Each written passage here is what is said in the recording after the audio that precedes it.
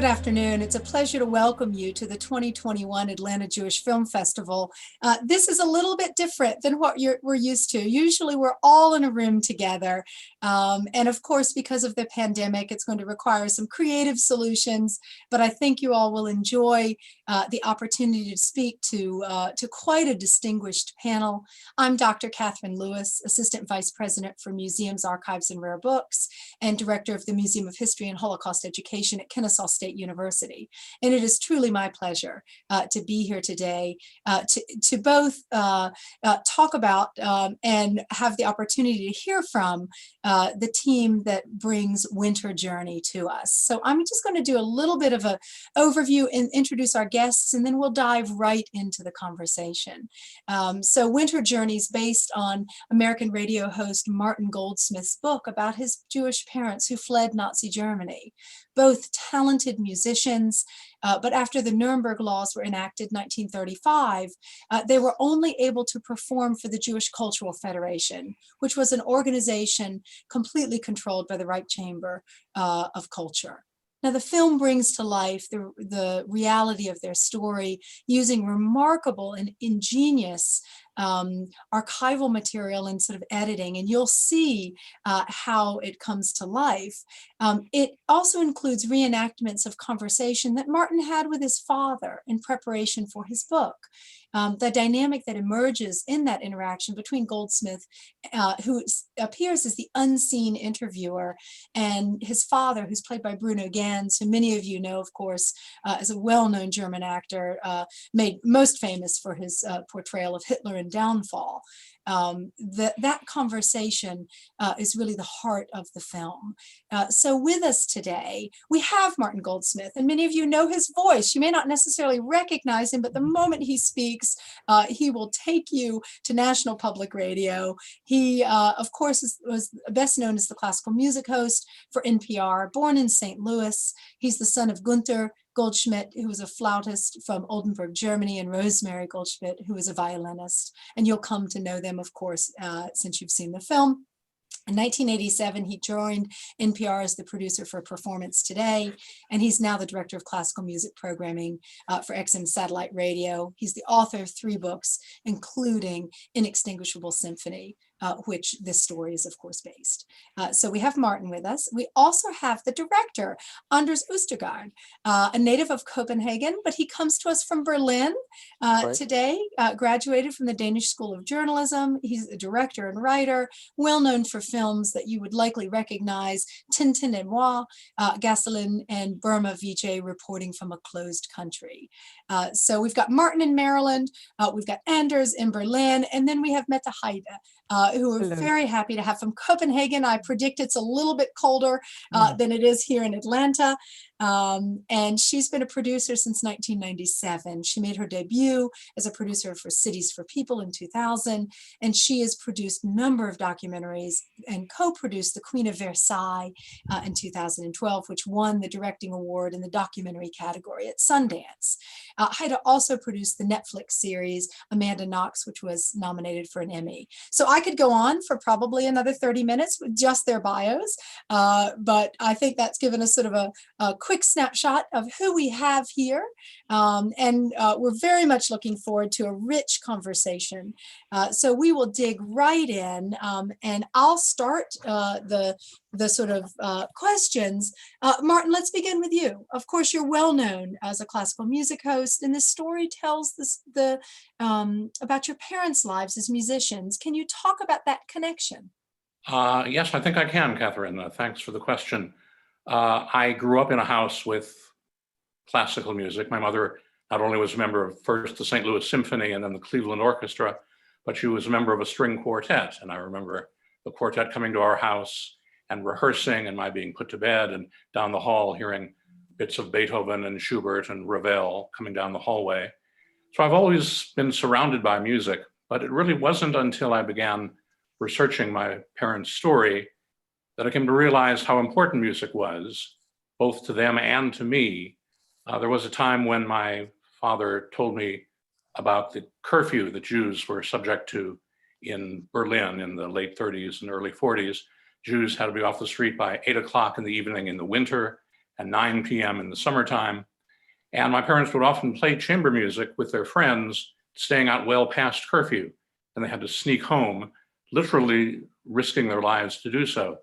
And it occurred to me that music is not only something that can enrich your life, it is something worth risking your life for. And I think I sort of inherited that even before I began speaking with my father. But once I did begin to speak with him about those days, it became even more clear to me. Okay, great. Now, I think the audience might be interested in how the three of you came together on this project, Mette, Anders, and Martin. How did you come to work together? Well, one day, out of the blue, quite literally, came an email from this Danish filmmaker. And it's possible that I treated that email like it was coming from a Nigerian prince. It's conceivable that I ignored the first one. But then luckily, Anders wrote again, and he stated his interest in making the book into a film. And I immediately leaped at the chance, and I guess that's where it all began. And then Anders, how did you come to know the book, and what was the impetus for your involvement? Well, it's fairly straightforward, since the beginnings are often, of course, are always a bit haphazard. I was in the airport feeling bored and checking out the bookshop to see if there's anything worth reading. Came across a new book on the Holocaust, or to be more precise, the persecution of Jews in the 30s. I thought, is there really anything more to learn about that I don't already know? I was not expecting much, but then on page 48 or something, there was a passage talking about this Kulturbook, this cultural league of German Jews, of which I'd never heard before. And when I realized the dimensions of this, that we are talking about thousands of subscribers and artists involved, and then it was covering the whole country, being controlled ultimately by Goebbels, I was, of course, intrigued to know more. And it just didn't take long before Martin's name popped up, because he had written this beautiful book about his parents who were in that organization. And that is an obvious thing to pursue for a filmmaker if you come across a personal story of that caliber. So, of course, I wrote to Martin as soon as I learned of the book. I had read the book, rather. Great. And then Mette, how did you become involved? But it's very odd because, Denmark being a neighboring country to Germany, I had never heard about the Jewish Cultural League beforehand. So it was really interesting to dig into to this unknown subject for Danes. And then working with Anders, who is a director who always wants to go new ways and challenge himself and his language. This was just a very, very, very interesting subject and film project. Okay. So Martin, of course, it's based on the book. And when did you decide to write the book? And tell us a little bit about that process and getting you to the screenplay. Well, it was a very long process.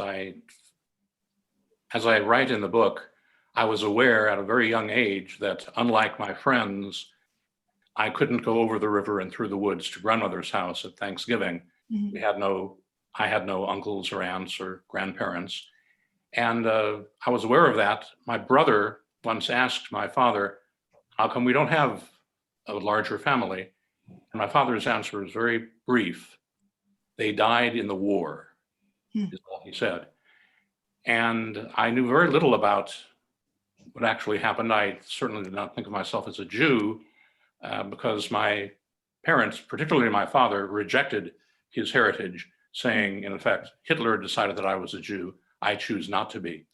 So it wasn't until I was about 40 years old when I happened to be traveling in Europe, and my father was also in Europe, and we met in his hometown of Oldenburg, this city in northwest Germany. And he showed me where his father's women's clothing store had been. And he showed me where he had grown up in this gorgeous house right next to the park in Oldenburg. And that set me to start asking questions both of myself and of my father.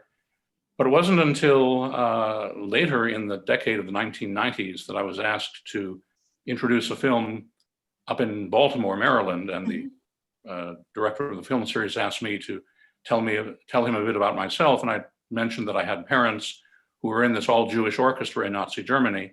and they managed to get it out just in time in 1941. Mm-hmm. And he looked at me and he said, "Well, that's some story. You ought to write a book." And that's when that whole thing coalesced. And I made a couple of research trips to Germany. I spent some time at the Holocaust Museum in Washington, D.C. And the book was published in 2000. It's hard to believe, more than 20 years ago. Right. And that's how the book came about. Well, and there's certainly a tension in the book about sort of telling the story and getting your father to tell the story. And we'll talk about that as that sort of moves forward. But in some ways, both Anders and Mette, this project is very different from work that you've done before. So can you talk about how your previous work sort of informed the sort of production of this project? Yeah, sure. First of all, yeah, it stands out a bit from other things I've done. Although there's one thing, very important factor here in common with several other things I did before, and that is music. It's just something that attracts me in a very special way to work on music and film, to communicate about, to talk about music, and to in particular, I'm excited when music meets destiny, or music meets history or story in the way it did here. This was just something that worked for me. And was clearly the core of my excitement for this project.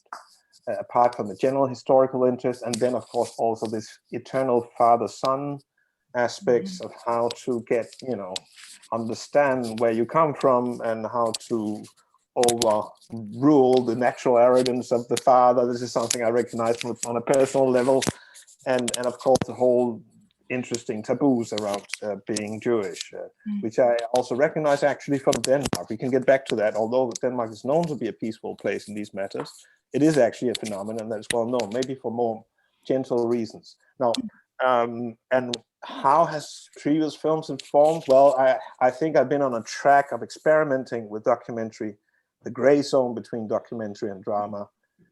I had before used dramatic elements to enhance my documentary storytelling. This time I actually feel, to be honest, this is more like a drama production with documentary aspects. So I'm taking a step further towards, I realized, towards drama as such. Okay, and Mette? I think that I prefer to kind of to wash the table clean each time I start a new project. And what I found really interesting was this was new grounds in many ways, working with archive in a completely new way, as Anna said, working with a hybrid genre where it's more fiction than it is, the fiction is in the foreground. I thought that was really, really, really intriguing. So for me, obviously you take all the baggage with you in terms of all the experience you have,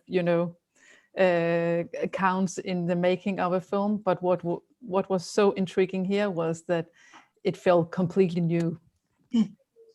Well, it's a very dramatic and unique approach. As a historian who's watched dozens and dozens of Holocaust documentaries, there was something fresh and sort of exciting about the way you all use the archival material, both sort of inserting characters into archival material. Can you all talk about that? It's quite dramatic and unexpected. And the audience that I watched with, my team here at the museum, would have moments of, is that real? Is that actual footage? Is that constructed footage? Is that is that animated? Do you all mind talking about that process? Can I just start here? Because I think that what is interesting about Anders' approach is that he's almost like a sort of a scientist in a laboratory. So in a way, we had discussed that those sequences would have looked different. We had thought that we were going to make reenactments. Anders traveled a lot around in Europe to find locations that could replace locations in Berlin. And then we worked with these archive material where we could include actors, and it just worked so well. So from the beginning, we had some other tools in the toolbox, but then we decided to go with this. Yeah, I guess the ambition was always there to try to see if can you make people walk around in archive photos, and or can we integrate our characters with the archive? That was always an ambition, I think. It was just a question of critical mass. When have you collected location enough, so to speak, situations enough in the archive to be able to tell the story that way? And that came quite late in the research or the pre-production, where we realized that it is possible to tell big parts of the story without any classical reenactment, purely with applying archive photo and footage and integrate it with the character, with the actors.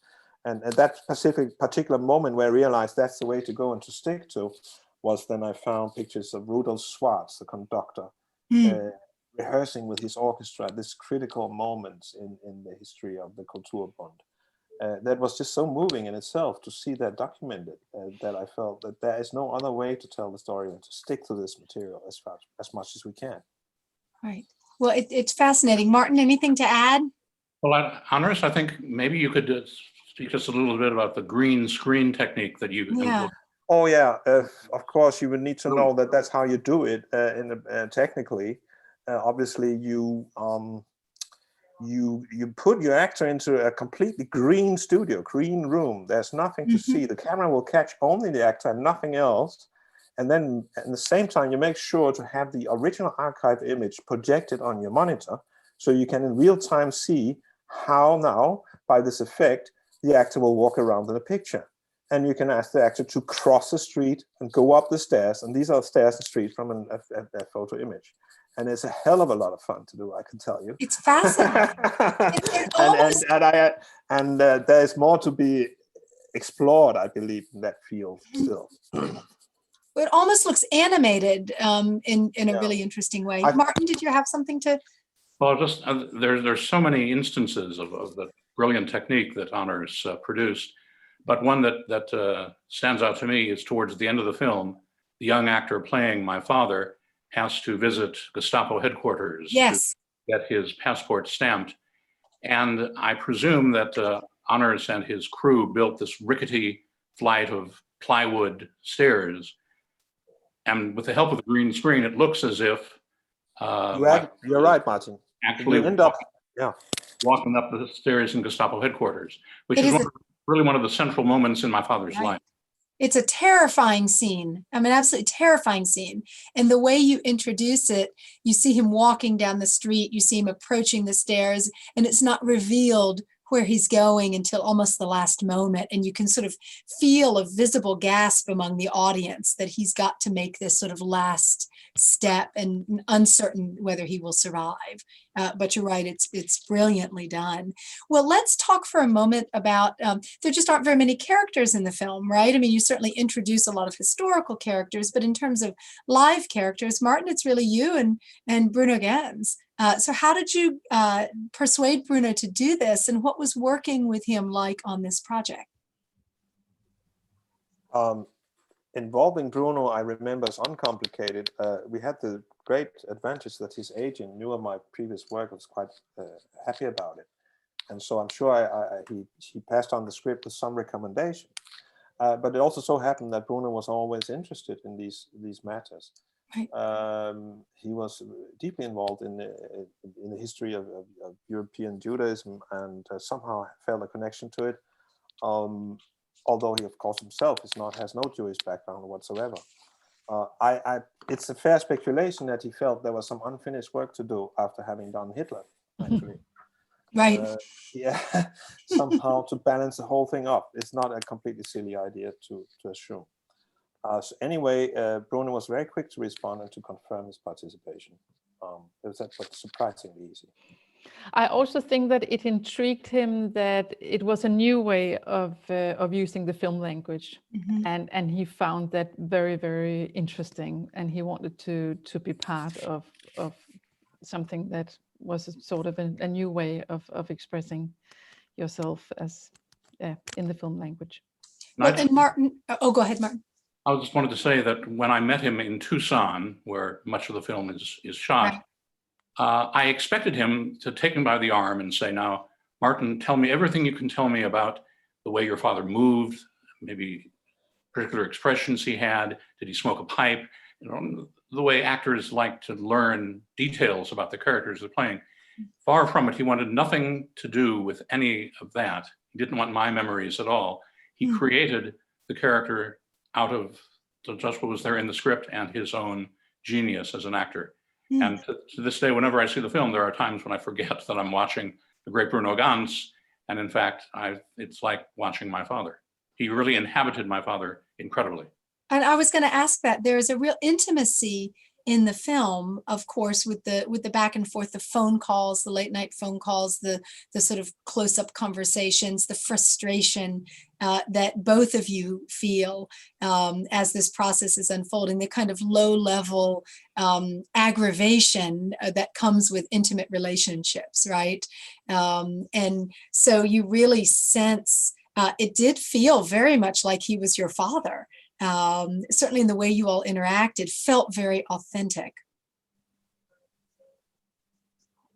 I think that is a comment we have heard quite often, Catherine, actually, that people are surprised to learn that it is the, world-known actor Bruno Ganz playing Günther, that they think that they have actually, been watching him. A documentary. Right. Yeah. Well, and Martin, let's talk about, and maybe Anders as well, why you don't appear on screen. We hear you, we know you through your voice, and that's largely how people know you through your profession, but yet we never see you. Was that a deliberate decision? I turn that over to Anders. I think I have to take responsibility for that one. Yeah, look, there's several aspects to this. It's a long time ago. The story plays in 20 years back, even more, 25 years, plays in the 90s. And we need to, with all due respect for Martin's youthfulness, we would need to catch a man in his 30s or something. But more importantly, I felt that the way this interview, the camera being Martin, the inquisitory son, the fact that you see the father with Martin's eyes and with Martin's cameras gives a certain particular intimacy and tension to the situation that I'm not sure I could have achieved with more conventional two shots, shots back and forth. So this was something I delighted in doing, as simply for the psychological tension I feel it achieves, yeah. I felt we should stick to it, and we should not betray that approach. It's quite consistently made. And probably the only way to make this particular set of people come together. Right. But you also said to me, Anders, right from the beginning of the development, that you wanted these conversations to feel like, material you had found on an attic. Yeah. That was how they should. That was how they should feel, as an audience. And then you decided that they should have another look, but the feeling should be as if something, that has been found and then assembled. Yeah. Right. There's a moment in the film where my father tells me the story of Adolf Cohen, his landlord in Berlin. Oh, yes.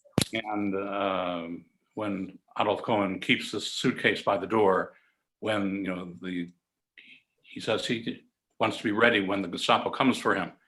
And my father said, "What do you mean?" And Herr Cohen says, "Don't you know we're all going to be burned?" And my father replies, "So these are fairy tales, rumors. This will never happen." And Adolf Cohen looks at my father and says, "You will remember Adolf Cohen."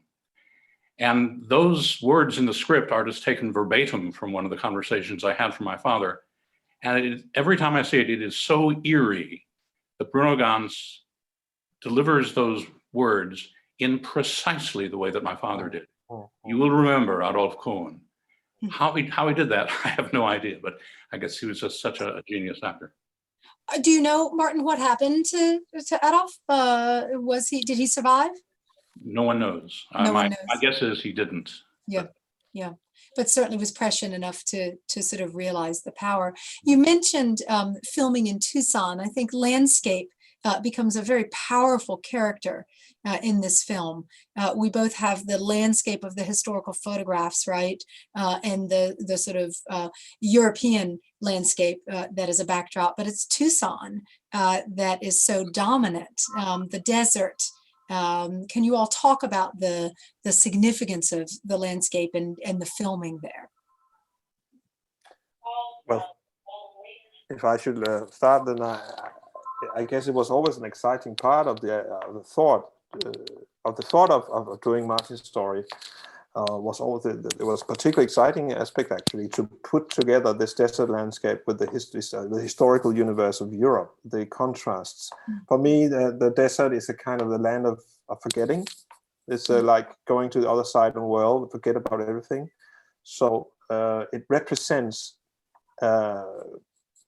getting rid of the past, a tabula rasa, to live in a naked universe with no history. However, the irony we're playing with is somehow history comes back anyway, that it will haunt even out there. The old man will be haunted by the ghosts of the past. There are wolves, there are coyotes in the desert after all. And so that's what we're playing with, how impulses, which is of course just himself not being able to forget what you cannot forget, but it becomes, it's the dramatical way of expressing is that the desert comes back to haunt him. In a subtle way, of course. Well, and Martin, you can say, obviously, you could say that we could have decided to film, you know, the interior in Europe, for example, but we decided to do everything in Arizona, and I think that had a huge impact on the acting as well, because you just sense that authenticity as an actor by being there, feeling the landscape, being in a house similar to the real Günther. So I think that gave something to the film. Catherine, you mentioned the landscape being a character in the film.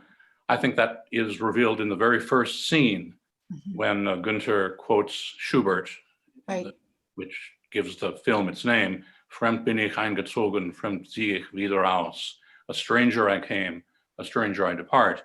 And we see Günther in this strange land, a land of cacti and armadillos and roadrunners and things which are totally foreign to Northwest Germany. And he, to a certain extent, has, even though he moved there with my mother, then my mother died in 1984, and my father stayed there for a good 20 years thereafter, sort of a stranger in a strange land, an exile in many ways. Right. So. And he seems very unsettled in that landscape. You certainly sense it. I mean, he's tending the flowers. It's not that he's not engaged with it, but there's a kind of disconnect to it. It doesn't feel like home to him. He feels transplanted. Exactly. There's the desert plants and the quail. Right. Too many quail. Right. Too many quails. Well, one thing we haven't talked about is the power of the magic flute. That certainly weaves its way through the film, and in some ways the magic flute, where you have them sort of sailing over the landscape, become almost a Greek chorus for it. Can you all talk about why the magic flute and why kind of pulling that through as a thread through the tapestry of the film was important? Well, I'll just begin by saying that my father, in telling me his story, recalled that moment in the Landestheater in Oldenburg when his mother took him to see Mozart's Magic Flute, and that magical, mysterious, comic, semi-tragic opera convinced my father that he wanted to be a flute player, and so he did. So there's the factual part of the story, but let me turn it over to Anders with the Greek chorus aspect. Oh, but for me, it was a fantastic cue to learn that this was his opera, or his piece of initiation, so to speak, as it happens. That's what the revelation he had at the theater at a young age. That's why he decided to become a musician. It was a kind of key moment. And for me, that's a fantastic cue, because I'm a deep fan of that opera, because it represents so many things. It is a work for the Enlightenment. It talks about being a citizen in a new world where freedom and justice will prevail, getting rid of all chains and starting a new promising world. This coincides, of course, with the years of the French Revolution, all those things happening at the time. So very strong energy going through that opera. We all know that Mozart was a Freemason. He was deeply involved in these new ideas, and it comes through, even it's supposed to be a fairy tale, it comes almost a political comment to the given situation in Austria of the day. And for me, it comes to represent his pledge of citizenship, Günther's pledge to the German Republic as a citizen of Germany. Not Germany as a tribal nation, but Germany as a project, comparable to America as a project to which you pledge allegiance. You could also, especially as an immigrant or coming from a group that was traditionally considered non-German, which is of course nonsense, they were there all the time, but nevertheless, it made a lot of sense at the time to commit to the German project. Mind you, before Nazism, all that. A project which was defined by education, literature, art, and all that. And that's how things came together for me, that the magic fruit came to represent his broader commitment to German culture and what the aspirations was there. Well, and you're right. I think, Martin, if it's something that inspires him as a boy in some ways, but yet gets pulled through the film as kind of it's a constant echo in the film, and his great love of music, and then of course his decision to give it up. Right, that your mother goes on to play, of course, for the St. Louis Symphony, but your father becomes a furniture salesman. And there's that moment in the film where you have almost the climax of the film is that really angry, frustrating exchange where you're like a boy, right, trying to get the answer to why did you give it up, why, and why did you torment us in some ways, because giving it up certainly was a torment. And then he comes with the letters. Can you talk about that moment? Sure, yes. My father, it's funny, when I did interviews for the book, before the book was written, before it was published, I spoke to a young man named Henry Meyer, who was, as he called it, the Benjamin of the Kulturbund, the youngest member of the Kulturbund. He was only 18 when he joined. And then he and his brother were sent to Auschwitz. His brother was murdered. Henry managed to survive. He came to this country and became the second violinist of the La Salle String Quartet, a very well-known ensemble in the Midwest. And I interviewed Henry Meyer. And he told me that in his memory, my father was the life of the party. He danced, he told jokes, he was lighthearted, completely different from the man I knew as my father. Right. He was someone who was haunted by what had happened to his family. I didn't know that when I was younger, but I do know that his unhappiness at working at a furniture department of a department store, where he had to go to sales meetings and do all those aspects of American consumerism that he hated. And it frustrated me no end to think that he could have continued his life as a musician, but chose not to. And so that moment that you refer to in the film is when my frustrations with him boil over. And to a certain extent, it also relates to what you said a little while earlier about the magic flute, because from my point of view, at least in the exchanges between my father and me, when the magic flute comes up, I try to tell him, look, that the guarantees or the promises made by Mozart and his opera have just been blown to smithereens. The Nazis don't care about Mozart. They don't care about you. You're a Jew. You're the enemy. And my father clung so strongly to that ideal that Anders was talking about. That was another point of contention between the two of us. Well, and the letters are so poignant in the weight of history. Right, that what is it, 29 letters, and you sort of talk through them and read through them, and the sort of guilt and shame at not being able to save the family. And you feel in the film, you feel it pressed down in a very powerful way, and sort of, it doesn't explain everything, but it certainly explains a lot about your father. And my father's father and his younger brother were two of the 900 passengers on board the ill-fated Jewish refugee ship known as the St. Louis. Oh, the St. Louis, of course. Away from Cuba, the United States, and Canada. It sailed Right. back to Europe. My grandfather and uncle got off the boat in France, spent the next 3 years in various camps in France before being sent to their death in Auschwitz in 1942. And my father saved all these letters that his grandfather and uncle had sent him from these camps in France, and his mother had sent him from their flat in Berlin. Mm-hmm. And the very last letter that my father got from his father contained the words, "You must do everything you can do to get us out of here. We've told you our conditions as they exist. It's up to you to get us out. If you do not, it will be on your conscience." Right. Which obviously weighed terribly heavily on my father. And I think he gave up his life as a musician as an act of contrition.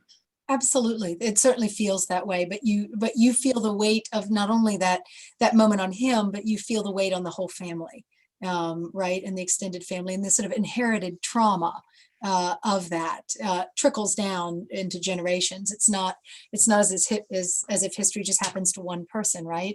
It gets passed on. And so you've had an experience of history that you didn't live, but yet has a dramatic impact on that relationship. I think one of the epigraphs to the book, The Inextinguishable Symphony, is one that I found from William Faulkner, where he said, the past is never dead. It isn't even past. Exactly. Oh, I think you definitely feel that in a very profound way.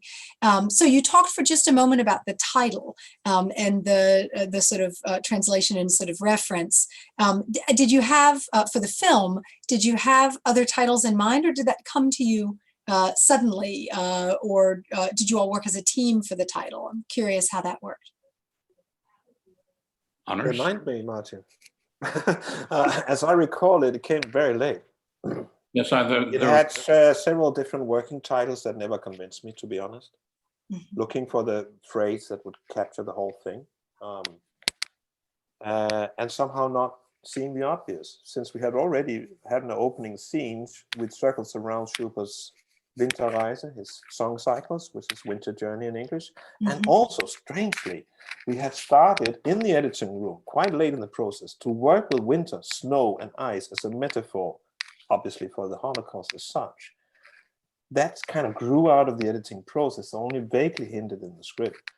And it grew into a winter journey. And it was actually my co-director, AJFF, who said, you obviously should call it Winter Journey. Mm-hmm. You know, and everything fell into place. It's one of those strange moments with titles. They come late, but you have been working towards it without knowing it. Absolutely. And you write yourself, you often write yourself into a title. That's a very important part of this process. Yeah. Now, Martin, somebody who's sort of not quite invisible in the film, and Anders and Mette, I'm curious, is your mother, right? We see her photographically, but we don't learn much about her. Was that intentional? I think I'll pass it over to Anders. But there is one thing. Yes, it is intentional. It is indeed intentional, because I'm very keen to stay on Günther's perspective and not to confuse perspective too much. Mm-hmm. I want to give the space to him. I want to see the world like he saw it. I want it to be his journey. And obviously, as he is not only how he sees his mother, it's how he remembers his wife. This is actually most important, because it's a memory story, a story of memories. Mm-hmm. And the way he kind of idolizes her in a ways, and also remembers her as a great authority in his life. If you notice, he'll make all the key decisions subtly. So he'll give the hints to what should happen next very often. She's clearly is a lady of great strength. Mm-hmm. And I felt the most dynamic way to portray him was to stick to his perspective, which means that we'll know little of her. Mm-hmm. She's a principle, rather, between father and son, having obviously guided both of them. That's what I sense anyway, more than a character, if you know what I mean. Just a little insider statement. There are a couple of times when we see the orchestra with the young actors playing my father and mother sort of superimposed, I guess, photoshopped into the orchestra. Yeah. But there are a couple of times towards the end of the film when the camera is on the actress playing my mother, but if you go to her immediate right, there is my actual mother in the photograph, and she appears twice. Ah, Curiosity, actress and mother next to each other. Yeah. Yes. very interesting.